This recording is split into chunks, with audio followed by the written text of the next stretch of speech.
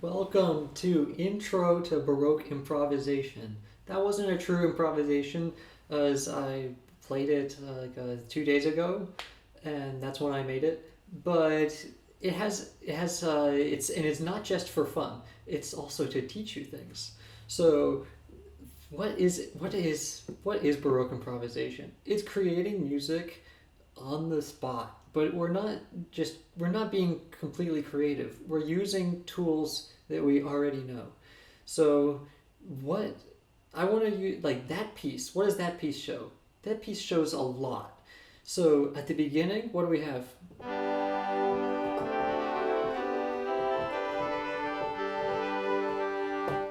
Okay, so we walk up the bass and then we cadence. So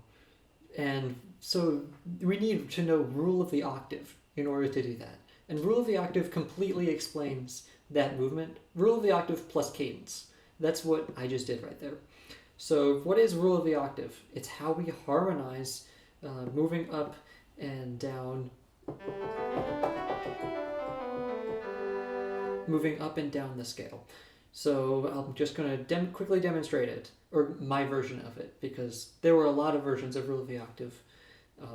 Here's my version.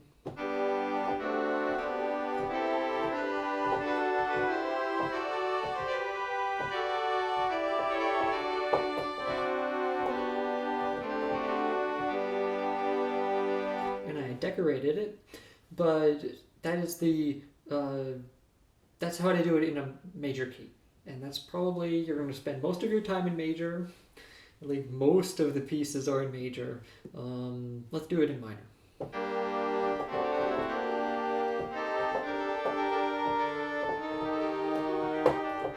Okay, I did something different. Let's do the rule of the octave.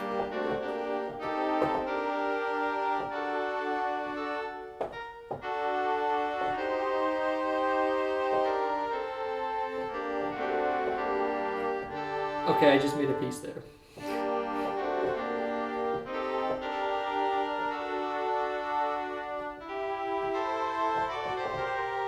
Okay, we made it up to the top G. Now let's go down. Or depending on how spicy we're feeling. That's pretty spicy.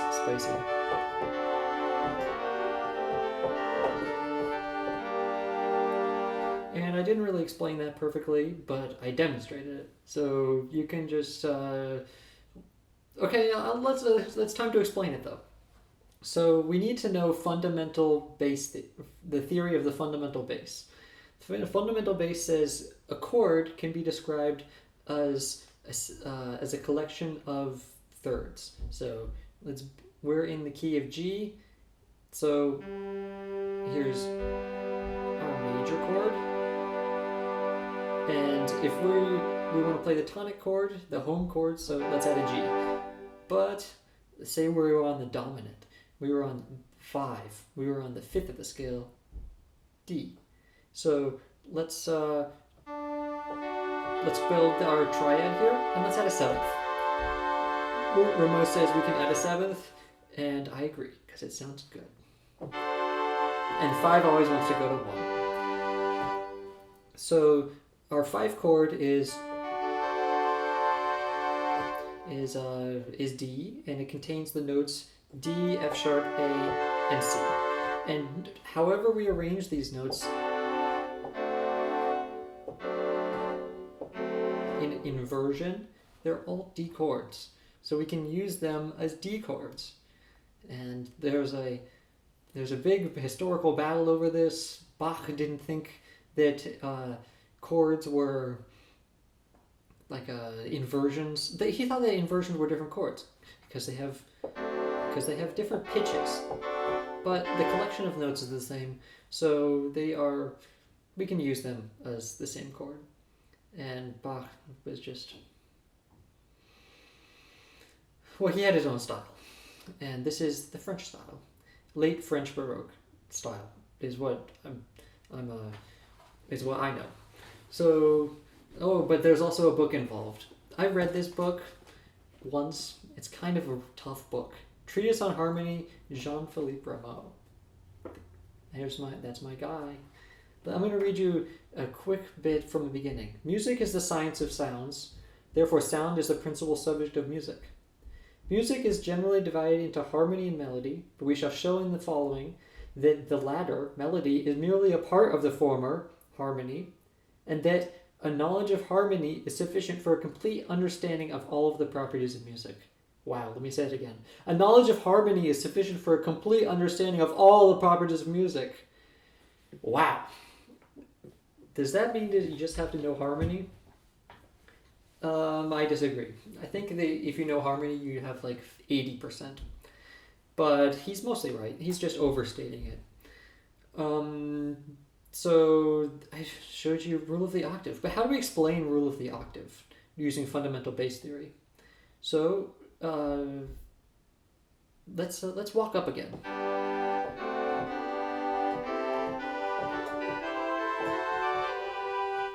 Did a little I flip-flopped a little bit there.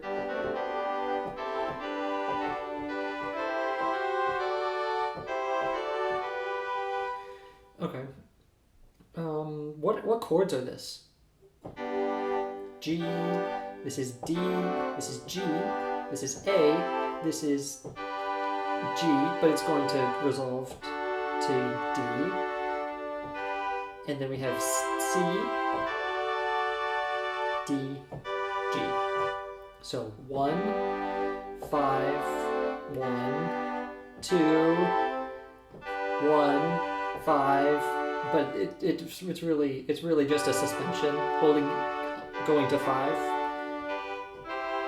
And this is 4, 5, 1. So you don't have to use the you don't have to use the Roman numeral way of speaking.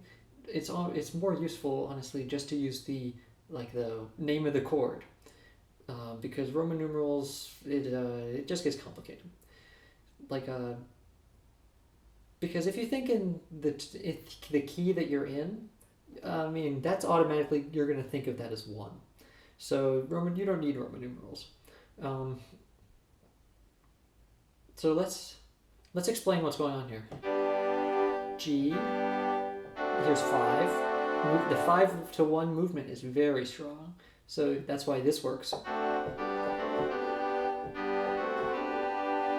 And how do we get to our on our 5th scale degree? How do we get to D? We're going to get to D through the 5th movement. So that's going to be A. So here's an A chord. They would call this 6/5 on the C back then, using figured bass notation, but we can think of it as A. And then we could, if we wanted to cadence, we could. But we don't want a cadence, we want to continue upwards. We don't have to actually resolve, we can just do.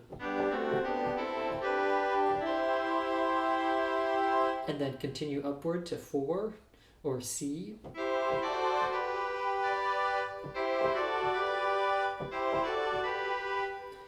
And that works because that is kind of like a Faubourdon motion. I say Faubourdon, Fauxbourdon, something like that. I'm close.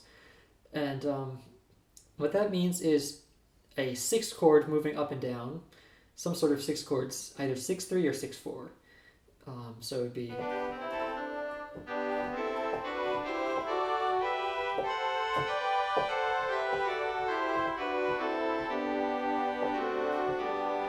most of that was 6 chords moving up and then down. 6 because 6 is the interval from between the top note and the bass note, and then the third is implied. The third is implied to always be in the chord. And so that was what basically this motion was. So right here, it's just a 6 chord moving up. But we would want to decorate it and maybe put the 7th into the D chord on the F sharp. So the 7th being the C, because the C is the 7th of the root, which is D. So So that's how we explain going upward. Let's explain going downward. So what chords do we have?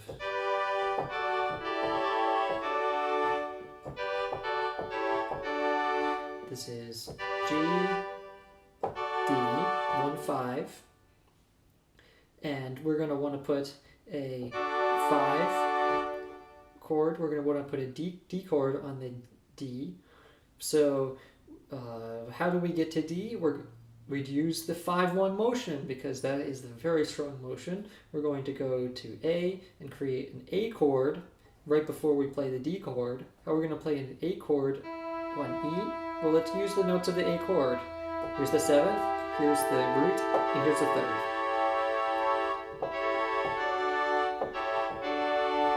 Beautiful.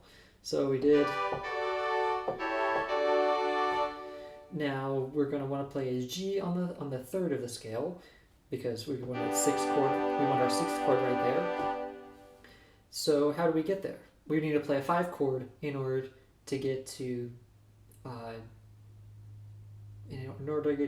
G. What is our 5 of our scale? It is a D chord. Let's put a D chord there.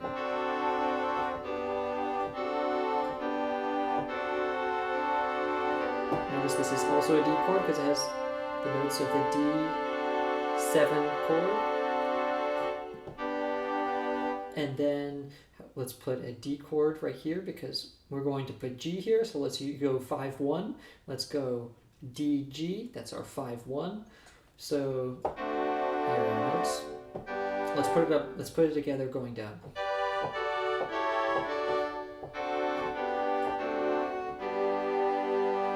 So that is rule of the octave, and let's play the piece again, and let's look for where we can see rule of the octave in the piece that I played at the beginning. It's a minuet because it's in 3 and it just has the style of the minuet. So.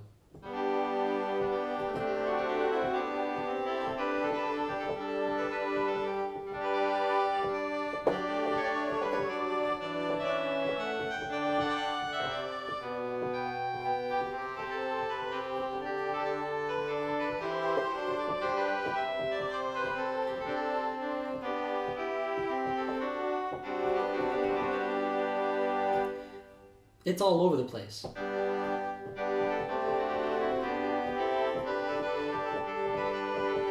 So there it is at the beginning. Now let's go down. Here we're doing basically a decorated moving of this to this. And then a decorated movement of to our this is basically just decorating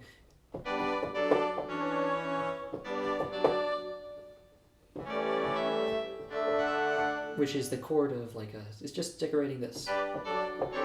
Oops. It's just decorating that, and like it's just it's those chords.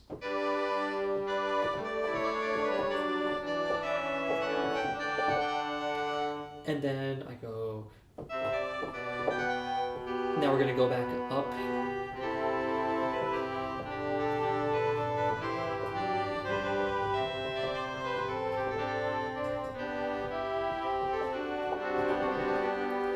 And at this point, let's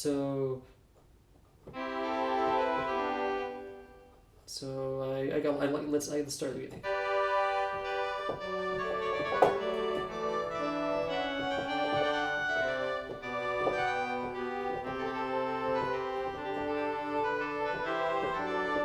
At this point, we're basically just, we're home free. We're on the 4 of the scale. So all we basically want to do is cadence. So we're just waiting to cadence at this point.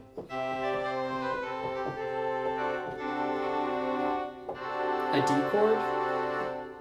And then we need to play some sort of like a 6 or a 1, meaning like a chord that's not the dominant. So like either this chord, we could do, like there are a couple ways we could end this.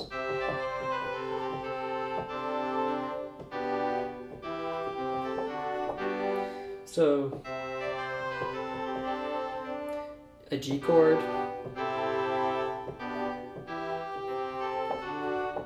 It's basically this. It's just basically these chords.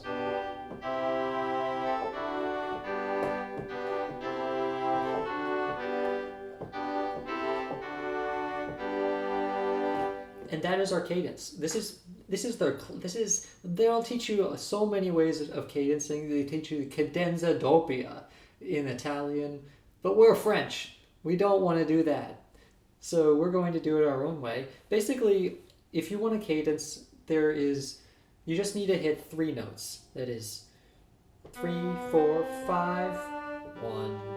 And what's special about these notes is they imply a harmony. Is 1, 2, 5, and then cadence. So you'll see so many prolonged basses. Like this is an example.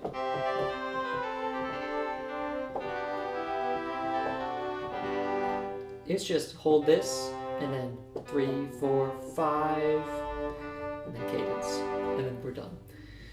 So I think it's time for another piece. What have we explained? We've explained fundamental bass theory, we've explained rule of the octave, explained through fundamental bass theory, because people will teach you figured bass and they try to say that explains rule of the octave. Fundamental bass better explains rule of the octave because you explain why it works. It explains why it works. So I think it's time for a piece. Okay, so so here's something that you can do immediately when you learn to improvise. It's either a musette, or a tambourin. And these are cool dances because they're very rhythmic, they're rustic, and they sound really cool. And they're really pretty easy to get going. So here is, let's do it in the key of G. My pinky over here is going to be on G. It's out of frame, you can't see it. So this is going to be a tambourin, which is like a drum dance. So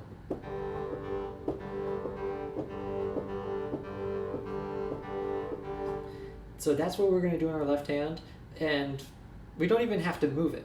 The first phrase, I won't even move it, and the harmony will get a little bit weird because we'll have G and we'll have D over it, and that's a kind of cool sound, I guess, if you like cool sounds, but you don't even have to move it.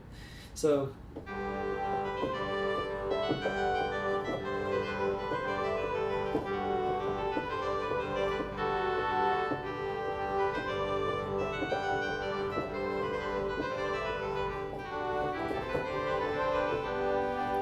I moved it at the end, but I moved my left hand at the end. But let's just keep the left hand there.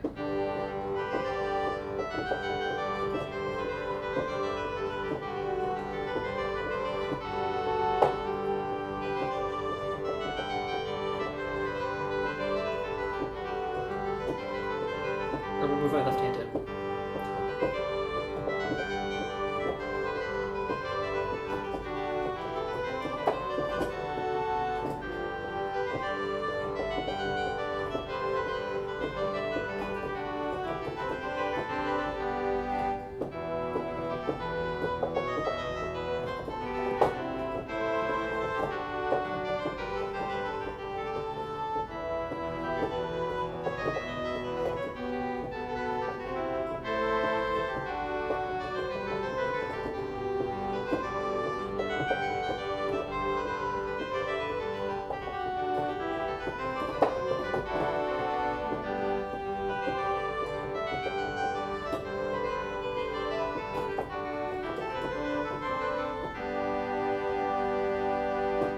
And there is our dance. We could do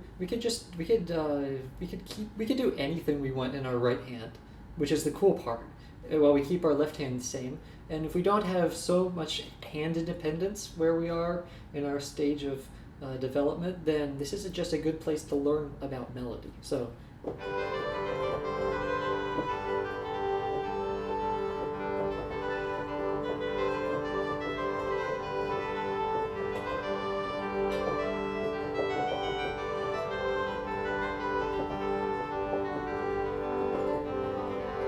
you could do anything, just explore. And that's a quick way to get started in improvisation. I didn't learn that way, but that would be a perfect way to get started. You don't have to do it that fast either. If you don't want to, if you're that's a little bit too fast for you, let's do a musette, which is a bagpipe instrument, and also the name of a dance using the bagpipe instrument. And we're going to imitate the bagpipe instrument, French bagpipe, and it's like also a very rustic dance. It's very like calming. It's like a shepherd playing in the fields. That would be who would have the musette, would be a shepherd. So let's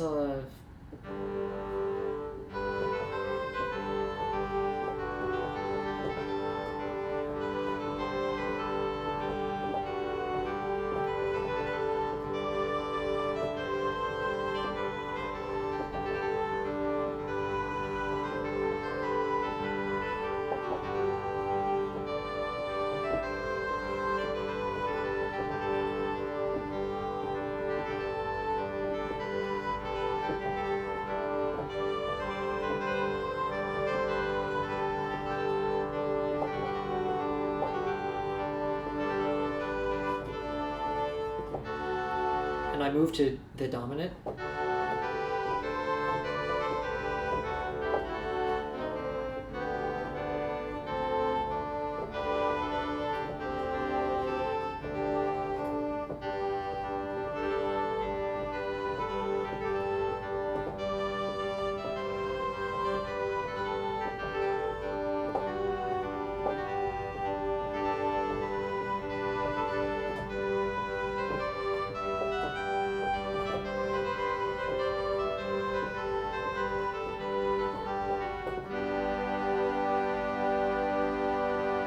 So I didn't really have an idea there. I didn't really know what I was doing, but that's just a demonstration of what kind of sounds you can create, what kind of melodies you can improvise, and all of this, you can't do anything without ideas. So you could just have the perfect knowledge of chords. Rameau is not right. You could just have perfect knowledge of chords. You could know exactly what chords lead to other chords, but you need to have a knowledge of melody. In order to get a knowledge of melody, you should listen to a lot of music. Just a lot of music. A lot of French Baroque music, because that's the best music, and I recommend that. You can find a lot of it on YouTube. Just search for operas, and you'll learn the style very quickly if you listen to tons and tons of operas. And they're not boring, I promise. Okay. Okay, so let's demonstrate counterpoint quickly. Because counterpoint is like a kind of, it's one of the hardest parts about music, or at least this type of music, because you can learn chords very quickly because you name the chord, you find the chord, you play the chord. The counterpoint, you need to really have an understanding of two voice counterpoint, because you have two hands, and one of them is going to be your melody and one of them is going to be your bass, and they always go together at the same time. And that's kind of like a challenge. So that's the principal challenge of Baroque music, creating a melody and a bass that go together. So I'm just going to mess around for a second.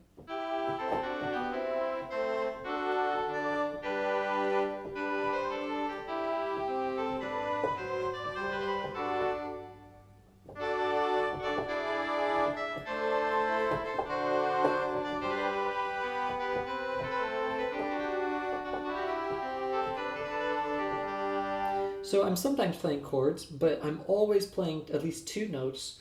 So just the one in the top voice and the one in the bottom voice, and they're always going together. So like they go opposite a lot. So that's contrary motion.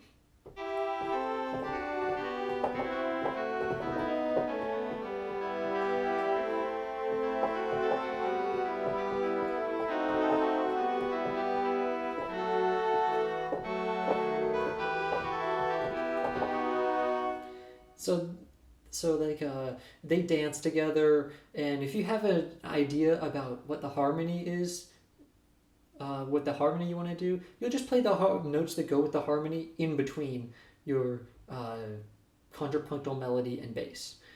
So that was a kind of cool thing that I found there.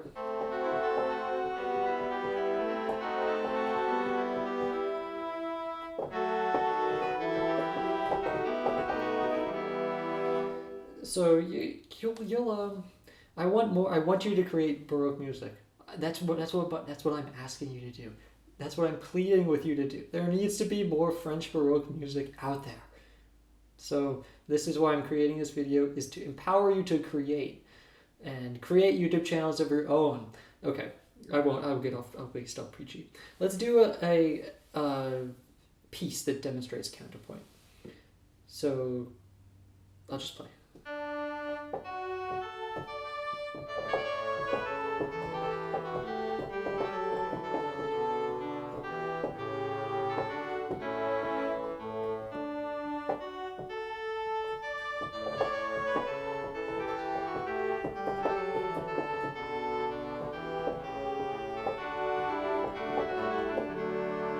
So that's the first half of it. What I do is I do something on my top voice.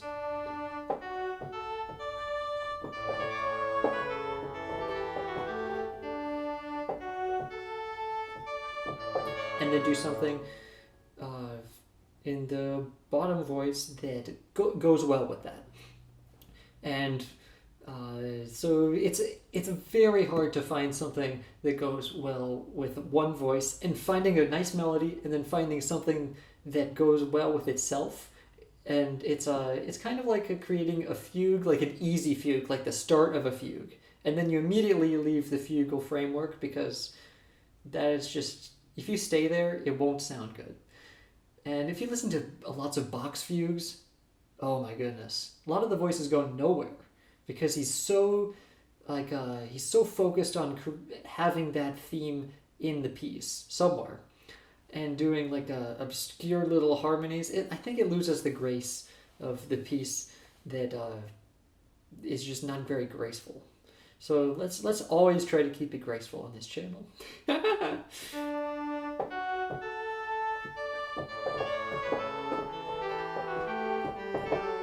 So it's basically scale up here.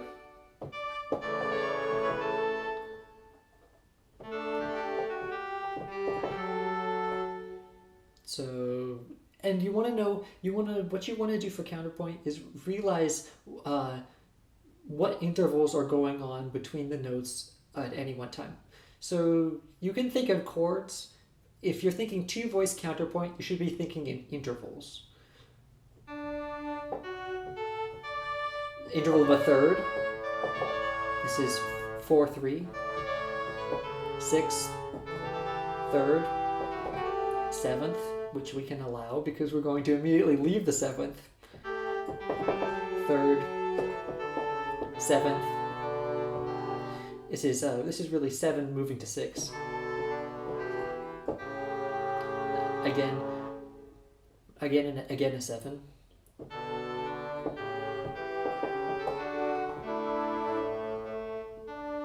And then end on the dominant, end on 5, end on A, because we're in oftentimes in a piece with binary form, like 2 parts. We're going to start in the tonic, we're going to half cadence. Half cadence means we're going to end on 5, and then we're going to repeat starting on 1. So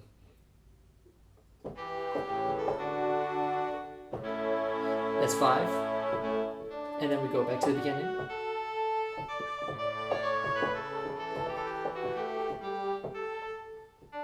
Sorry.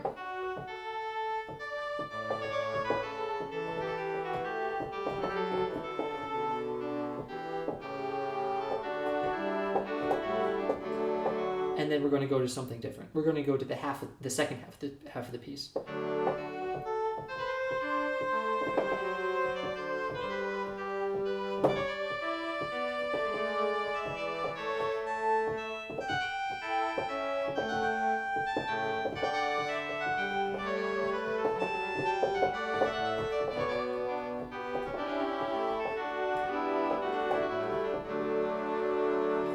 And then repeat.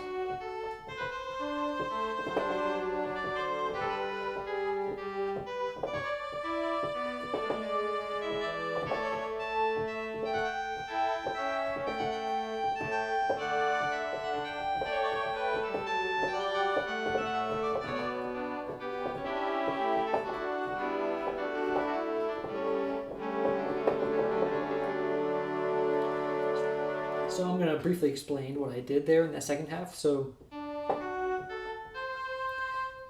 this right here, what you should be thinking, what chord is this going to go to? This is D7. It could go multiple places, but the strongest place to go is G. Let's do something and then let's answer it. This is call and response. Here's the response. Let's repeat again. Response.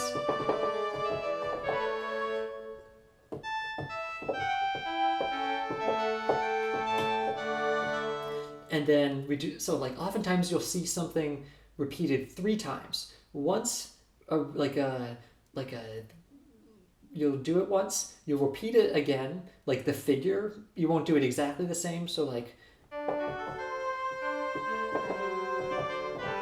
this is like we're doing a going up motion, or like I think they call it monte, if you want to use like schemata notation, or schemata framework, or schemata terminology, but we're just moving up.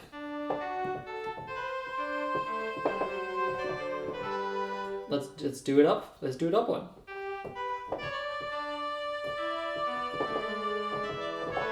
And these are chords that are implied by the notes that I'm playing. So, there's a note that's sticky. Okay. D. Now we're doing some sort of E, but so we keep it E in the E minor in the key, but since we want to go to A, we're going to play G sharp because G sharp points to A so strongly.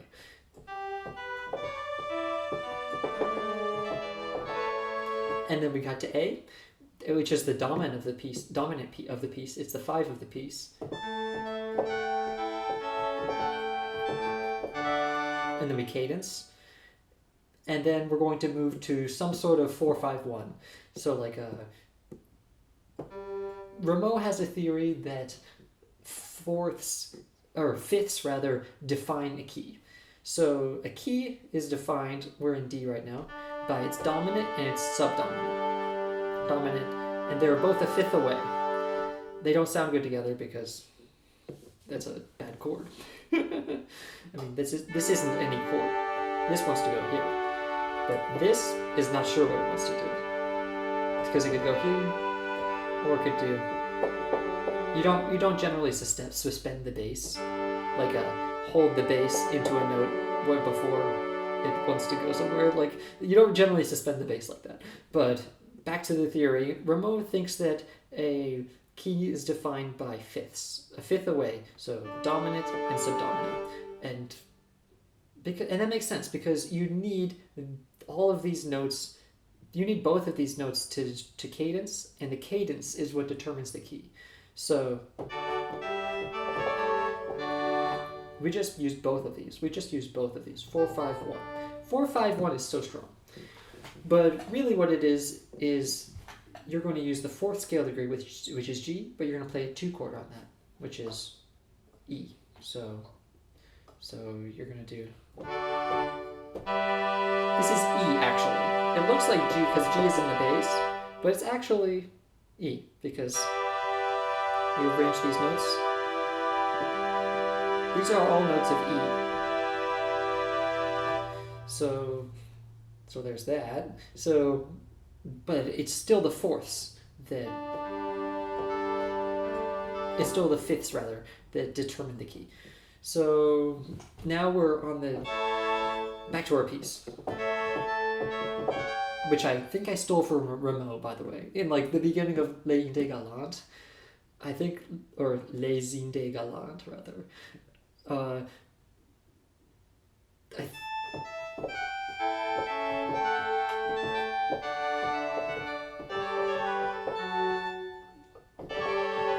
This is so strong. This is 5 is what it is. It's A. This is an A chord.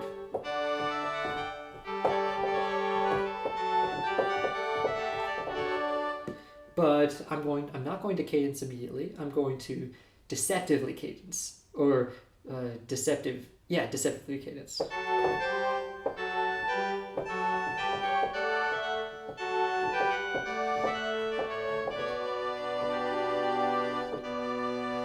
What is this?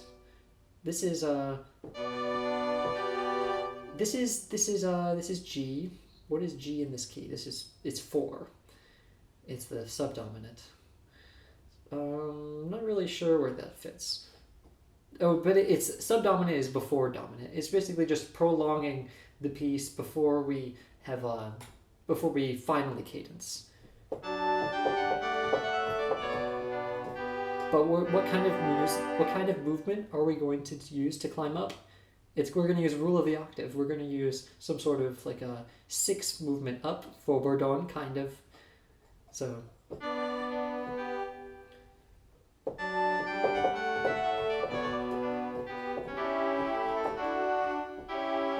You see right here, the bass note is jumping around, but the harmony right there is.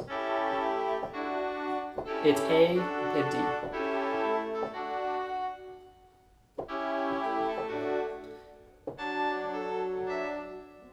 I'm getting lost. Here we are.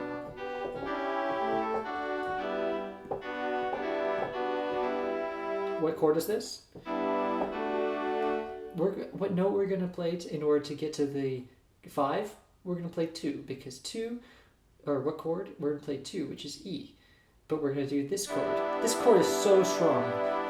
On your fours, rather on the 4th scale degree, you should always be playing this chord. Not always, but like a lot of the time. Because this chord points so strongly to 5.